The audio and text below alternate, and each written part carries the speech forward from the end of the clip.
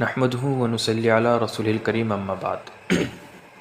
محترم ناظرین، موت یہ ایک ایسی چیز ہے جو ہر کسی کو آنی ہے، اور اللہ تبارک و تعالیٰ نے قرآن مجید میں ارشاد فرمایا کل نفس ذائقۃ الموت، کہ موت کا مزہ ہر کسی کو چکھنا ہے۔ تو موت تو آنی ہی ہے، اور موت کے بعد میں بھی زندگی ہے جو کہ لامحدود ہے، لیکن اس کے بارے میں عقیدہ کیا ہے کہ بھئی قبر میں کیا سوالات ہوں گے، اور قیامت کے بارے میں ہمارا عقائد کیا ہے، یہ ساری چیزیں سمجھنے کی ضرورت ہے۔ تو سب سے پہلے تو یہ سمجھیے کہ جب انسان مر جاتا ہے تو اس کو جس جگہ دفن کیا جاتا ہے اس کو قبر کہتے ہیں، اور اگر کوئی مردہ جل کر راکھ ہو جائے، یا کوئی انسان پانی میں غرق ہو جائے، یا کسی انسان کو کوئی جانور کھا جائے، تو جہاں جہاں اس کے ذرے ہوں گے ان کے ساتھ روح کا تعلق قائم کر کے اسی جگہ کو اس انسان کے لیے قبر بنا دیا جاتا ہے۔ مردے سے قبر میں سوالات کے لیے دو فرشتے منکر اور نکیر آتے ہیں، وہ تین سوالات کرتے ہیں۔ من ربک، تیرا رب کون ہے؟ من نبیک، تیرے نبی کون ہیں؟ ما دینک، تیرا دین کیا ہے؟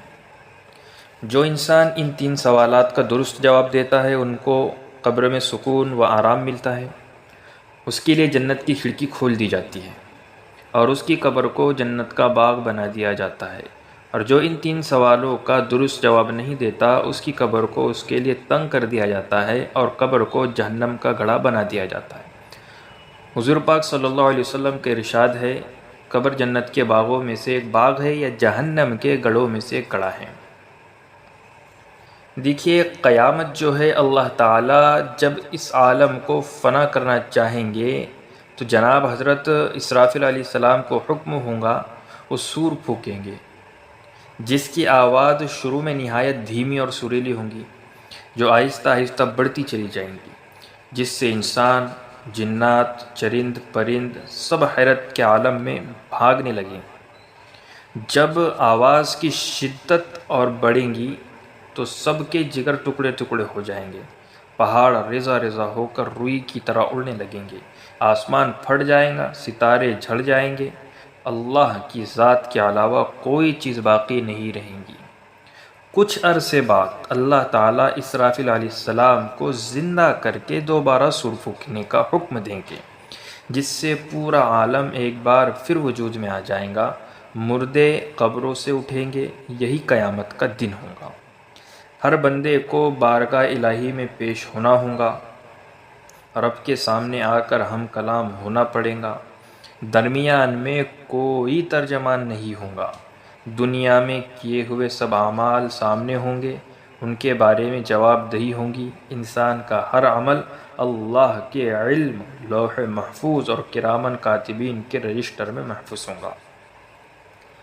مثال کے طور پر جس طرح ٹیپ ریکارڈ انسان کی آواز محفوظ کر لیتا ہے، اسی طرح زمین بھی انسان کے ہر قول و فعل کو ریکارڈ کر رہی ہے، اور قیامت کے دن وہ سب کچھ اگل دیں گی اور گواہی دیں گی کہ اس انسان نے فلاں وقت فلاں جگہ یہ کام اچھا یا برا کیا تھا۔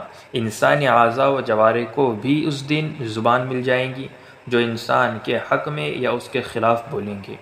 اس دن نبی اکرم صلی اللہ علیہ وسلم شفاعت فرمائیں گے، آپ صلی اللہ علیہ وسلم کے پیروکار کو یہ سعادت نصیب ہوں گی، گمراہ اس سے محروم رہیں گے۔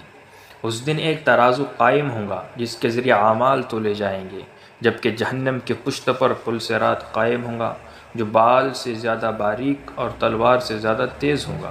ہر شخص کی رفتار اس کے اعمال کے مطابق ہوں گی۔ قیامت کا دن دنیا کے دنوں کے اعتبار سے 50,000 سال کا ہوگا۔